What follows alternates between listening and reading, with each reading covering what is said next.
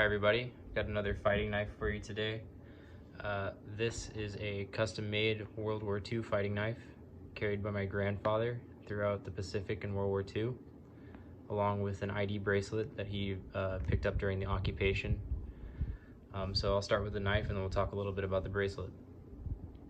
This knife was made locally in Texas, most likely out of repurposed saw blades. This was pretty common back then. A lot of times people would have knives made for their sons or friends or whatever as they were being shipped off, and I think that's the case with this one. This knife is totally unmarked except for his initials that were pretty professionally etched into the blade there. I imagine that might have been done post-war, but I can't confirm that. A few interesting bits about this knife are just the quality of it. It's a very hefty blade, nice chunky thick blade there. It's been kept very sharp. It's been sharpened many times. The handle, I believe, is made of a black maple wood that's sourced locally here. And this custom brass guard here is interesting because the person that made it took the time to actually extend this down the side of the handle, which really increases the durability of it, the overall strength of the knife itself. It's got a nice thick full tang, and it almost kind of looks like a kitchen knife handle, really. But I do believe this was custom made for this knife design. So a little backstory on my grandfather. He fought with the 25th Infantry Division throughout the Pacific. He signed up in 1943 and got over there in late 43.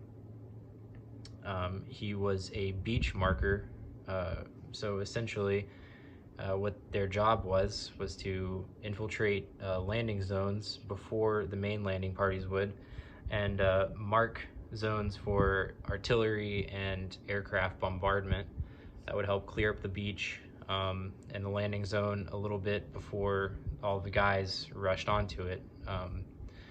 A lot of this was done blindly, but for more precise targeting, those guys were used.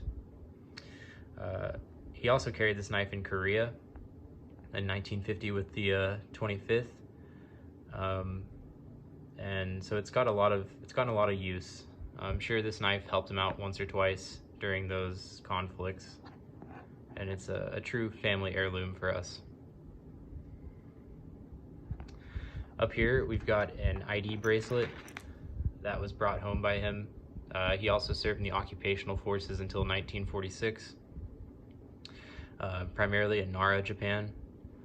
And the story goes that this bracelet was actually made by a POW, or carved by a POW. You can see that it is hand carved, probably with a chisel, into this pretty standard sterling silver ID bracelet, and this was from late 1945.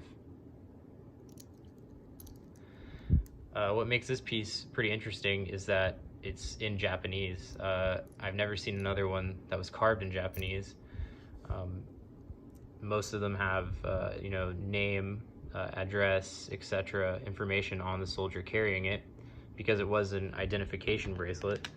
But I guess given that this was created post-war, or just right after the war, it made sense to have more of a kind of trinket souvenir type thing to bring back, rather than taking the time to make an ID bracelet. And again, on the back here, 1945. And then I'm not exactly sure what this marker here is that's over the sterling stamp.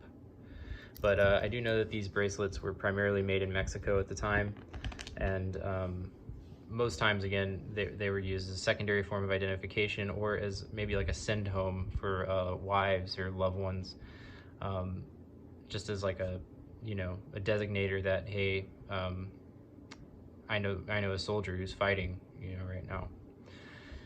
So this is just a couple of things that he brought back. I have a few other objects that I'll be sharing in the future, but I just felt like this was appropriate to add to the channel, given that it was a genuine used fighting knife. And again, a family heirloom, and something that I'm going to treasure and pass on eventually someday. So I hope you've enjoyed this video. If you're into fighting knives, feel free to check out the other videos on my channel. I've got a few. I primarily collect Vietnam era stuff, but I do have a few other World War II videos as well. So I hope you've enjoyed, and thanks for watching.